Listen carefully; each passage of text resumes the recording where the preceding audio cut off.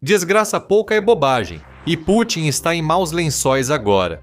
A semana ruim do presidente da Rússia piorou, pois a Ucrânia mostrou que nenhum lugar no país está seguro de seu arsenal de longo alcance.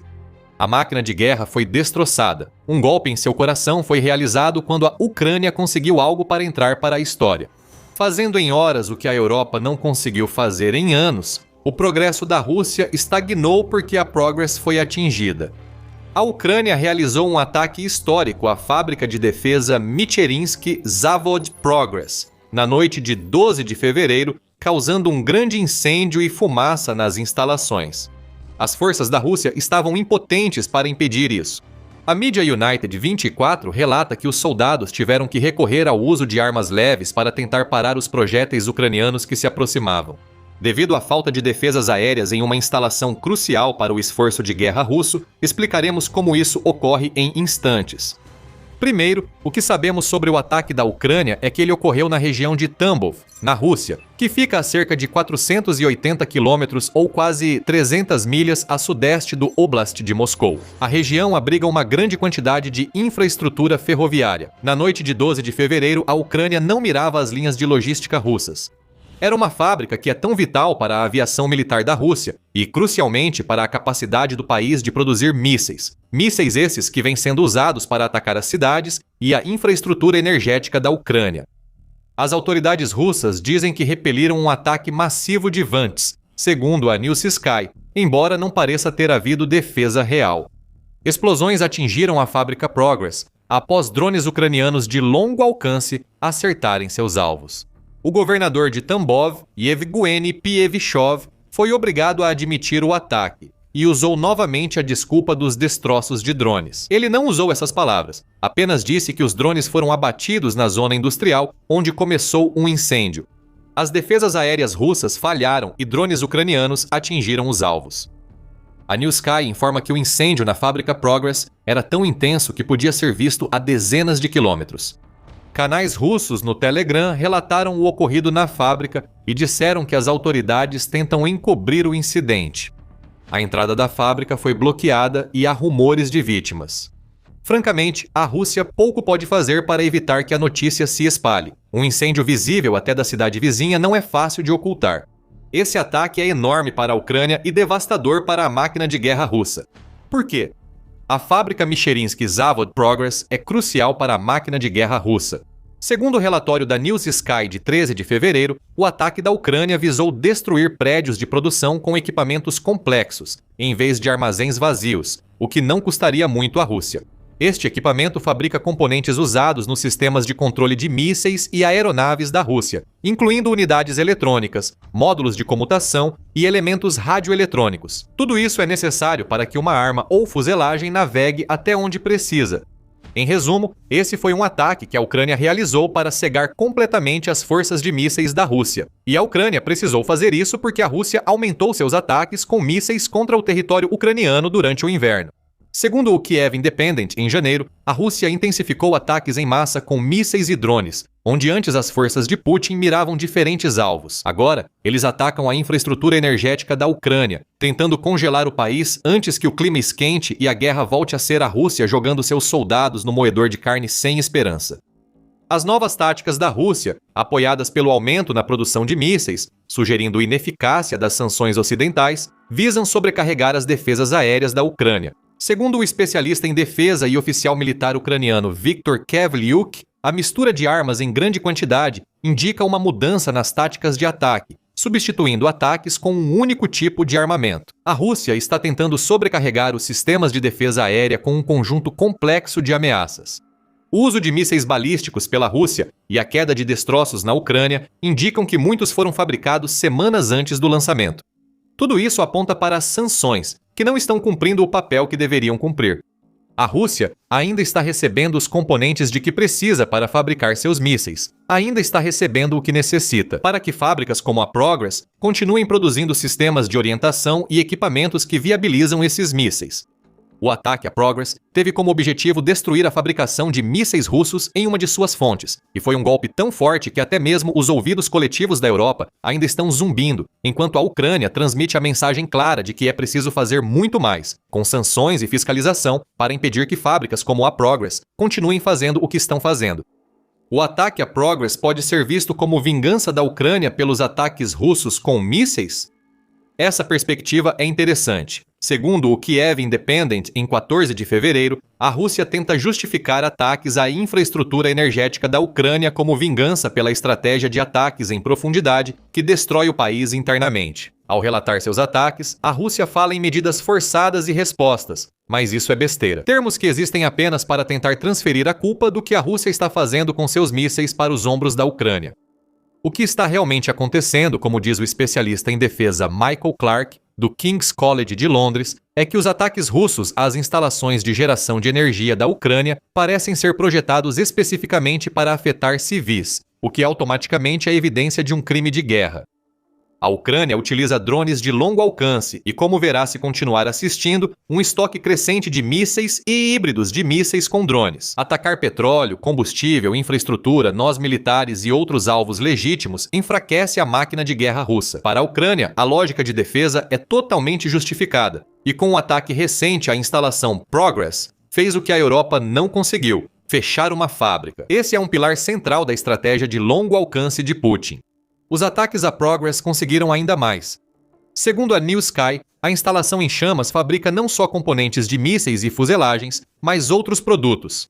A emissora destaca que a fábrica Progress também produz equipamentos usados nos oleodutos e gasodutos que a Rússia utiliza para transportar seus principais produtos pelo país e para o mundo. E o motivo é óbvio. Outro ponto importante do ataque histórico da Ucrânia à fábrica Progress: se a Rússia não conseguir construir ou manter seus oleodutos, a Ucrânia atingiu novamente uma indústria de energia já em colapso, a ponto de o Kremlin ter arrecadado 50% menos em impostos sobre produtos energéticos em janeiro de 2026 do que no janeiro anterior. Se incluir os produtos elétricos para o setor civil da fábrica Progress, ainda recebe uma boa dose de Ucrânia. Ao trazer a dor da guerra iniciada por Putin de volta ao povo russo, a reação da Rússia tem sido interessante.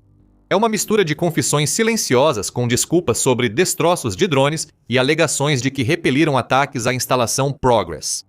Algo parecido ocorreu quando a Ucrânia atingiu a fábrica em junho de 2025, mas naquela vez, a Rússia tentou apresentar como incidente local. O ataque foi tão grande que a Rússia não consegue esconder o ocorrido.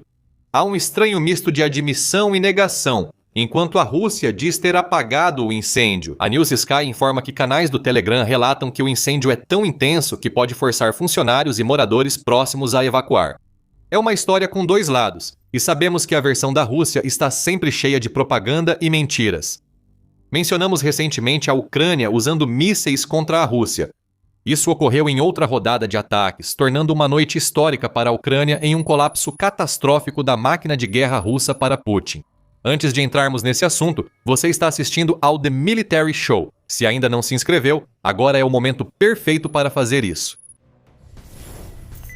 Voltando aos mísseis ucranianos, enquanto uma das principais fábricas de componentes militares russas está em chamas, a Ucrânia mostrou que pode atacar outros alvos com seus próprios mísseis. Ou, mais especificamente, é o híbrido de míssil e drone, o Flamingo. Também, em 12 de fevereiro, a mídia United 24 informou que a Ucrânia realizou um ataque imenso contra um enorme depósito de munições militares que pertence à Direção Principal de Mísseis e Artilharia, ou GRAU. O ataque duplo fez novamente projéteis ucranianos atingirem a Rússia, com mísseis Flamingo lançados rumo à região de Volgogrado para destruir a instalação do GRAU. Próximo ao assentamento de Kotuban, fica um dos maiores depósitos russos de munições, explosivos e mísseis usados na Ucrânia. As forças de defesa ucranianas revelaram que realizaram a operação em uma declaração publicada no Telegram, onde disseram: explosões poderosas ocorreram na instalação, seguidas por uma detonação secundária. Enquanto os danos são avaliados, vemos mais um uso bem-sucedido do Flamingo contra alvo militar russo. Esta é uma arma que nunca deveria existir. Putin acreditava que a Ucrânia teria desmoronado sob o poder da Rússia muito antes de desenvolver qualquer míssil ou híbrido de míssil com drone que pudesse representar uma ameaça séria para a Rússia. uma instalação do Grau foi destruída e mísseis russos lançados contra a Ucrânia explodem no solo, ampliando a destruição. Como se a semana não pudesse piorar para a Rússia, esse foi só um dos vários ataques ucranianos em um dia de investidas contra a máquina de guerra russa. Em Volgogrado, a Ucrânia atacou a refinaria LUAVT-1, destruindo infraestrutura e elementos AVT-3, segundo o Estado-Maior-Geral ucraniano. Na região ocupada de Zaporizhia, a Ucrânia destruiu um depósito de munição usado diariamente pelos soldados russos. A resposta da Rússia a tudo isso foi exatamente o que se poderia esperar. O governador de Volgogrado, Andrei Bocharov, confirmou um incêndio em uma instalação do Ministério da Defesa russo. E os danos foram tão grandes que exigiram evacuações de emergência. Claro, não é dito o que é a instalação, mas as imagens de explosões e incêndios compartilhadas no X pelo Noel Reports deixam isso claro. Canais de monitoramento relataram explosões e sons de defesa aérea. Tudo isso indica que a Ucrânia mirou em algo valioso e, se acreditarmos na própria Ucrânia, conseguiu acertos diretos, é claro. Bocharov disse que a Rússia repeliu as ameaças em aproximação. Lá vem aquelas palavras de novo, mesmo enquanto a instalação ameaçada pega fogo. Não sabemos se as autoridades russas compreendem o significado de repelir. Essa palavra se usa quando defesas aéreas de fato impedem ataques, Bocharov, e não quando uma instalação é atingida tão forte que até a munição explode. O Ministério da Defesa da Rússia não comentou o ataque em Volgogrado, segundo a United 24. Eles afirmaram que as defesas aéreas derrubaram 106 drones ucranianos durante o ataque, 1 em Volgogrado e 13 em Tambov. Alguém realmente pode acreditar nisso agora? As duas regiões têm instalações estratégicas de mísseis russos destruídas. E o Ministério da Defesa simplesmente está enterrando a cabeça na areia enquanto seus mísseis e os componentes usados para fabricá-los viram fumaça. Em 12 de fevereiro, a Ucrânia causou um dano tão intenso que arrancou o coração da máquina de guerra russa. Já explicamos por que um desses ataques é causado por um Flamingo. The drone missile hybrid was so important. Antes disso, vamos focar no principal alvo dos ataques da Ucrânia, as capacidades de mísseis da Rússia. Já vimos como a Rússia usa mísseis para destruir a infraestrutura energética da Ucrânia. Essa abordagem visa matar civis ucranianos indiretamente, não alvos militares legítimos. Segundo um analista militar ao The New Voice of Ukraine em dezembro, o principal problema da Ucrânia é que a Rússia consegue repor rapidamente os mísseis usados no conflito.